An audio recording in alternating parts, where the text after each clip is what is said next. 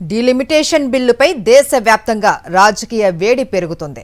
దక్షిణాది రాష్ట్రాలకు నష్టం జరుగుతుంది అంటూ విపక్షాలు ఆరోపణలు చేస్తున్న వేళ కేంద్ర హోంమంత్రి అమిత్ షా కౌంటర్ ఇచ్చారు. ఈ బిల్లుతో నష్టం కాదు, లాభమే జరుగుతుంది అని స్పష్టం చేశారు. డీలిమిటేషన్ బిల్లుతో దక్షిణాది రాష్ట్రాల పార్లమెంటు స్థానాలు గణనీయంగా పెరుగుతాయని అమిత్ షా తెలిపారు. ప్రస్తుతం 129గా ఉన్న స్థానాలు 195కు పెరుగుతాయని చెప్పారు. విపక్షాలు ఈ బిల్లుపై తప్పుడు ప్రచారం చేస్తున్నాయని ఆరోపించారు. ఈ మార్పులతో దక్షిణాది రాష్ట్రాలకు రాజకీయ ప్రాధాన్యం మరింత పెరుగుతుందని వివరించారు. ప్రత్యేకంగా కర్ణాటక, తెలంగాణ రాష్ట్రాలు ఈ బిల్లుతో ఎక్కువ లాభపడతాయని తెలిపారు. తెలంగాణలో ఎంపీల సంఖ్య 17 నుంచి 26కు పెరుగుతుందని, ఆంధ్రప్రదేశ్లో 25 నుంచి 38కి పెరుగుతాయని వెల్లడించారు. తమిళనాడులో ఎంపీ స్థానాలు 59కు చేరుకోనున్నాయని, కర్ణాటకలో 28 నుంచి 42కు పెరుగుతాయని చెప్పారు.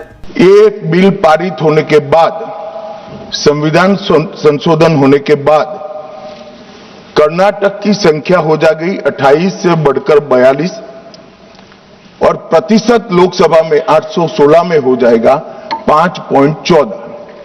तो जरा भी नुकसान कर्नाटक को नहीं होगा। दूसरा राज्य है आंध्र प्रदेश, इनकी अभी 25 सीटें हैं आंध्र प्रदेश की।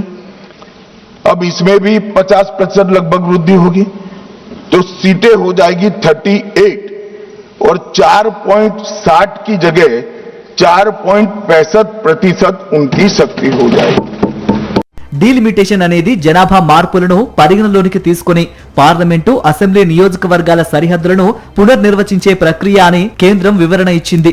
విపక్షాలు అనవసరంగా భయాందోళనలు సృష్టిస్తున్నాయని అమిత్ షా విమర్శించారు. మొత్తానికి డీలిమిటేషన్ బిల్లుపై కేంద్రం, విపక్షాల మధ్య మాటల యుద్ధం కొనసాగుతోంది.